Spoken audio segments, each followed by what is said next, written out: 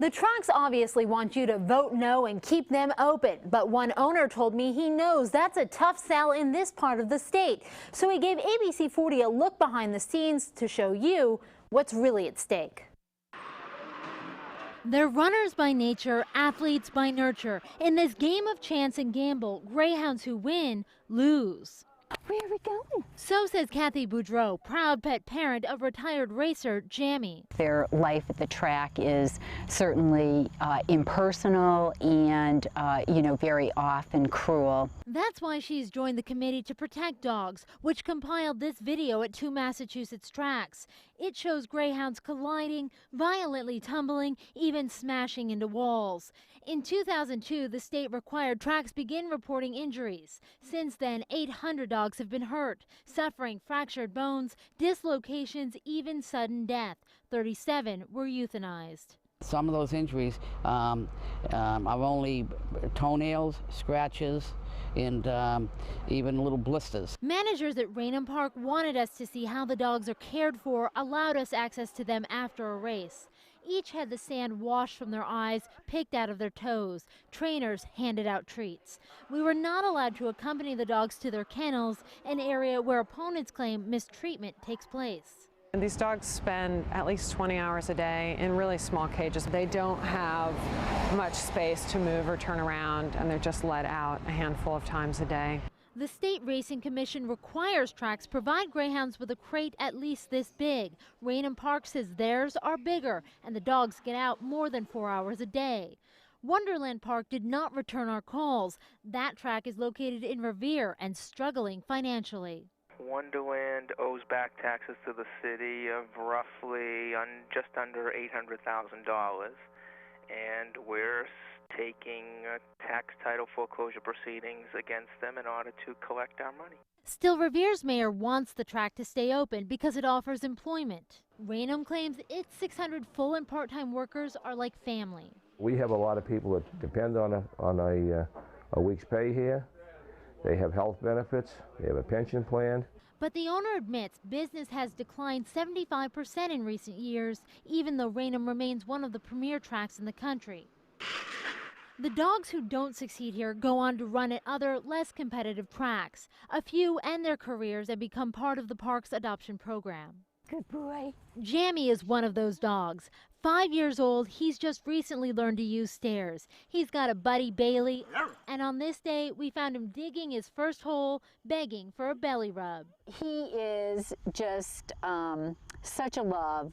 His home life far more free than life on the track. That's something his owner says you can bet on. Okay, again, if you vote yes, greyhound racing in Massachusetts would be phased out by 2010. You may remember this same issue was put on the ballot back in 2000. It was defeated then by 2% of the votes. Dave?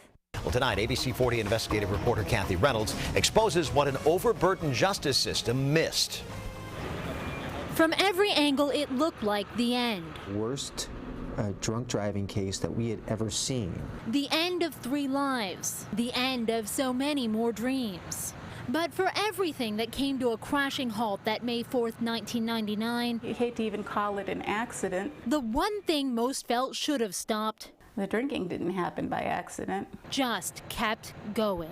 We just kept seeing bad choices get worse. The drunk driver responsible for the deadly head-on collision was 18-year-old Kevin Hurley of Springfield. Despite his conviction and over the objections of his victims' families, Hurley was given another chance at freedom, an opportunity he would blatantly disregard by defying a judge's orders to stay away from alcohol not once, but twice. At least those were the times he got caught.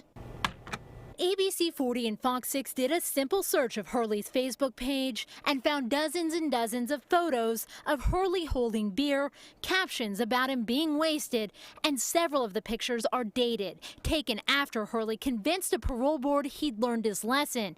He'd served just 4 years, a little over half his original sentence, when he was granted early release. State Senator and former Assistant District Attorney Stephen Bonacani explained that's typical and referred to as a split sentence. The rationale of split sentences is to punish somebody, but then also hold time over their head. In other words, if Kevin Hurley were to violate his probation and drink alcohol, he'd be sent back to jail to complete the remainder of his sentence. At least that's what Bonacani says should have happened, especially when you consider the odds of success were slim. That's one of the challenges, is that OUI offenders do tend to reoffend. Peter Babineau supervises the substance abuse education program at the Western Massachusetts Correctional Alcohol Center, a program that court records suggested Kevin Hurley attend as part of his jail time. Babineau couldn't talk specifically about Hurley's case. We do have a very low recidivism rate compared to other states and other facilities. Babineau points to a 3-year study showing almost a third of the residents that came through his Howard Street Center relapsed. They hit the bottle or drugs again after release. Translate that into school grades and you'll find the success rate is around a C. Not exactly the high marks Claire Alvarez had hoped to see. This isn't something that goes away. It's not something that you forget. Your life has changed forever. Alvarez's family was shattered by Kevin Hurley's decision to drive drunk. Her son-in-law-to-be, Jimmy Gauthier, was killed. Her grandson, Hector, paralyzed. His body so compromised he later died from the flu. Plus, her 2 daughters, Lena and Elizabeth, suffered severe injuries. This is ripping apart families each time that it happens. All were horrified again in 2008 when Springfield College campus police caught Hurley drinking. He was sent back to jail, but not for the 2¼ years remaining on his sentence. Instead, the judge gave him 90 days plus probation, basing his decision in part on Hurley's school and volunteer work. So there shouldn't have been an ounce of excuse. Bonacani says judges have some discretion, and in this case, the judge once again recommended the Howard Street Rehab Program. To be honest, about half of all the cases that go through the courts are recommended here. The Howard Street facility only has 182 beds. The waiting list to get in here is long. In fact, Babineau says most Massachusetts treatment centers are overcrowded. Some inmates may never get the extensive treatment they need. It's estimated that when somebody gets stopped for their first OUI, they've already driven under the influence 300 to 3,000 times. Kevin Hurley declined our request for an interview, so we can't say exactly what treatment programs he's completed. What we can tell you is that he violated his probation yet again in 2009 and did a 3rd stint in jail, receiving work releases and furloughs. He even got to go home for Christmas. Bonacani says that was a decision made by the Sheriff's Department and likely based on jail overcrowding and Hurley's behavior. I think he just doesn't care. The Alvarez family did not go to Hurley's parole board hearing last month. They say the process angers and frustrates them. Going to court and watching him just get off with a slap on the wrist. She came up to me one day. But Ed Kane decided to give it one last shot. I laughed and said, Carly, if you can get somebody to hire you at your age, go for it. He's been to court ever since losing his 15-year-old daughter, Carlene. He writes in a letter to the parole board that Hurley killed her. She and her friend Chris Cerez both died. They were passengers in Hurley's Hyundai that horrific May evening. All Kane asked was that Kevin Hurley finish his sentence. But instead, Hurley was given his freedom. Back posting on Facebook, he's living in a Worcester Rehabilitation Center, ordered by the parole board into their 6-month treatment program. He must complete it or go back to jail. But all who've lost in this case wonder, when will it end? What does it take for someone to stop?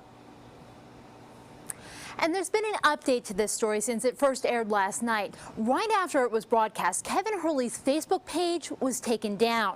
ABC 40 and Fox 6 clearly have videotape of that page and his pictures. We've been advised by law enforcement to turn those over to Mr. Hurley's probation officer, and will do so later this week.